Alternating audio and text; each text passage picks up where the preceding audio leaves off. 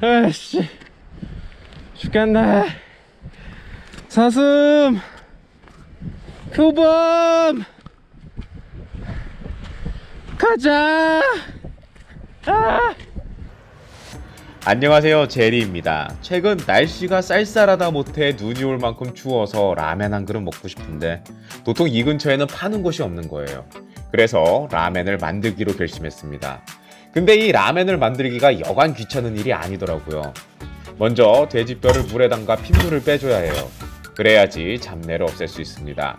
수시간 동안 이 핏물을 빼고 난 뒤에 한번 삶아줄 거예요. 이렇게 해야지 남아있던 피와 함께 불순물들이 응고되어 제거하기 편합니다.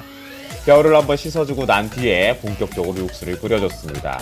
라면 하시면 가장 먼저 뭐가 떠오르시나요? 저는 진한 국물과 함께 차슈가 떠오릅니다. 맛있는 차슈를 만들기 위해선 그만큼의 수고를 해줘야 합니다. 삼겹살을 손질하고 큼지막하게 썰어낸 뒤 겉면을 한번 구워줄 거예요. 그래야 모두가 좋아하는 마이야르 반응을 통해서 더욱더 맛있어질 테니까요. 겉면이 갈색으로 변해 맛있어진 삼겹살을 뼈를 삶는 국물에 채소와 함께 넣어서 삶아줄 거예요. 고기가 다 삶아지면 고기를 삶았던 육수에 간장과 흑설탕, 후추를 넣고 한번 끓여줍니다. 그리고 한번 끓인 소스 안에 삶아둔 삼겹살을 넣고 식혀줄 거예요. 그런 다음 냉장고에 넣어 숙성시켜 단짠의 조화를 이룬 최상의 차슈를 만들어줄 겁니다. 고기에 소스가 스며들어야 하니까 최소 하루 정도 봐주도록 하겠습니다. 그리고 어느 정도 삶아진 돼지뼈들과 닭을 꺼내 뼈만 발라내줄 거예요. 고기에서 나오는 맛은 금방 빠지기 때문에 제거해주고 이 고기는 저의 새로운 친구 리나에게 줄 겁니다. 이렇게 뼈를 발라내는 동안 지인이 이 동영상을 보여주었는데 세상에 이게 무엇인가요? 사냥이에요. 모처럼 한국 밖에 있는데 이런 신기한 것들을 안 보고 지나갈 순 없잖아요. 그래서 찾아봤는데 사냥들은 키르기스탄 비슈케크에 있는 알라 아르차 국립공원에 있다고 합니다. 여기서 알라는 여러분들이 알고 계시는 이슬람 신의 이름이고 아르차는 향나무 일종의 나무인데 키르기스스탄 사람들은 이 나무를 태워 연기로 악령을 쫓는 토템 신앙의 일종이며 신성한 나무로 여깁니다. 냄새는 절에서 태우는 향이랑 냄새가 비슷한데 저도 지금 한 사실이지만 절에서 태우는 향의 주 원료도 향나무라고 합니다. 그리고 이 국립공원에는 매우 희귀한 눈표범도 서식하고 있다고 하니 안 가볼 수가 없군요. 돼지뼈는 오늘 끓여봐야 내일 먹을 수 있으니 사냥님과 눈표범님을 영접하러 가보도록 하겠습니다. 네, 산에 가는 길인데 날씨가 웬일로 좋네요. 제가 가는 길은 항상 비가 오고 흐린데 공기도 상쾌해서 너무 좋았습니다. 지금 보이시는 저곳이 매표소예요. 입장료는 차 한 대 가격으로 계산하고 금액은 500솜, 하나로 약 5,900원입니다. 이렇게 매표소부터 길을 따라 약 12km를 가게 되는데 주변 경치가 정말 아름답습니다. 근데 역시 산이라 그런지 추워요. 입구를 보시면 알라아르차 산물인 사냥과 눈표범이 입구에서 기다리고 있습니다. 입구를 지나 조금 들어가시면 표지판이 있는데 오늘의 목적지는 폭포예요.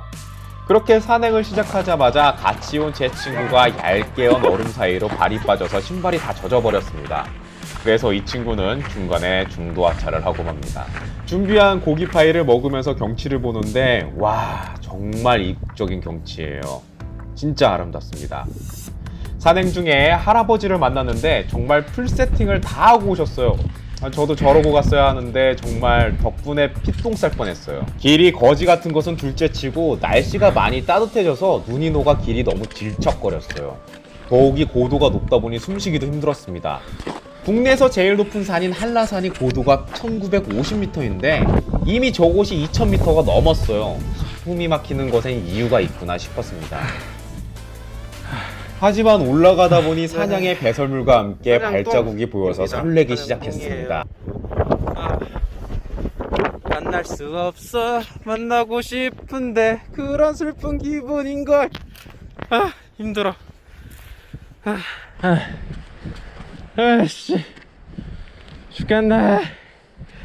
사슴 표범 가자.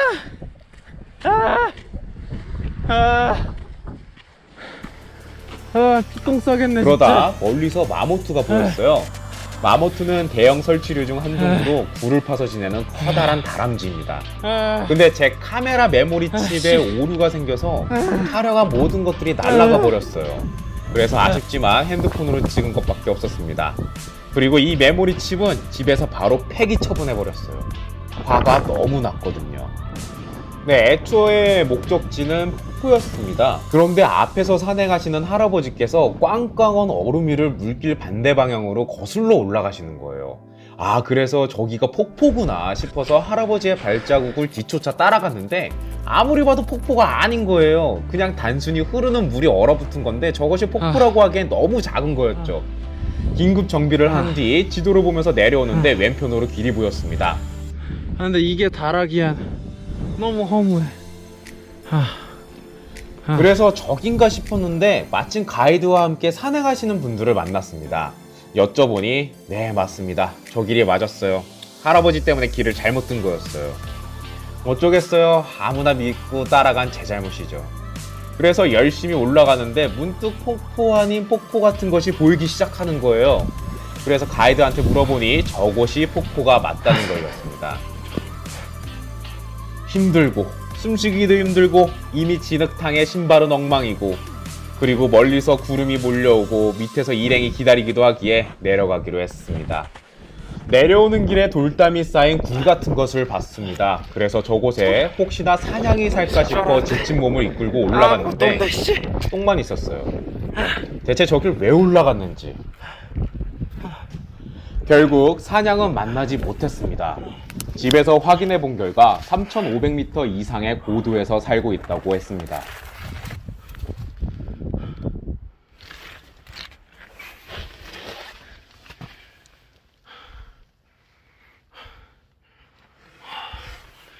무언가의 배설물이 있는데. 와, 그리고 올라올 때는 그래도 눈과 얼음이기 때문에 미끄럽긴 했어도 올라갈만 했는데 이제는 진흙길 때문에 더 미끄럽고 더 지적거리는 거예요. 여러분, 산에 갈 때는 등산화를 꼭 챙기시기 바랍니다. 개미는 오늘도 열심히 일을 하네. 웬 개미냐. 여기서 양을 만났습니다. 이렇게 산행을 무사히 마치고 집에 오니 배가 무척이나 고팠습니다. 그래서 지친 몸을 이끌고 콩나물 대가리를 하나하나 따기 시작했습니다. 그냥 오늘따라 콩나물 대가리가 너무나도 먹기 싫은 거예요. 실은 전날 숙주를 사고 싶었지만 상인분께서 다 팔려서 없다고 하셔가지고 대체품으로 콩나물을 구매했습니다. 마찬가지로 대파도 동이 나서 릭으로 대체했습니다. 릭은 조금 억색면이 있어서 한번 볶아줬어요. 그리고 준비한 콩나물과 집에 남아있던 목이버섯을 같이 볶아줬습니다. 다음은 냉장고에 고이 모셔뒀던 차슈를 꺼냈는데 색깔이 너무나도 잘 나왔어요. 말이 필요 없었습니다. 그래도 더 맛있게 먹고 싶어서 불맛을 내줬어요. 몸을 혹사시키면서까지 이러고 있는 것을 보면 저는 분명 변태일 거예요.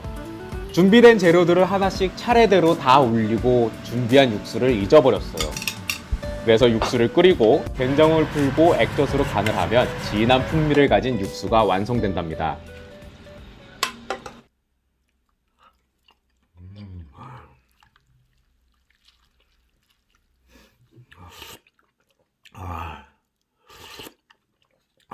좋다.